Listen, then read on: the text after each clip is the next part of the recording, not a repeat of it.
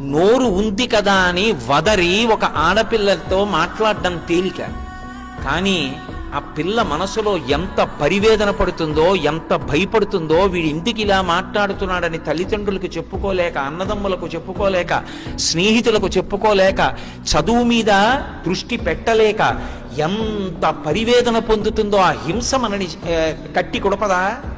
అలా మాట్లాడచ్చా? ఆడపిల్లని చూస్తే లక్ష్మీదేవిని చూసి నీ మనసును ఎందుకు మరల్చుకోలేవు? రాముడిలా ఎందుకు బ్రతకలేవు? రామాయణ ప్రబోధం జరగకుండా పిల్లల్లో సంస్కృతి రమ్మంటే ఎక్కడి నుంచి వస్తుంది?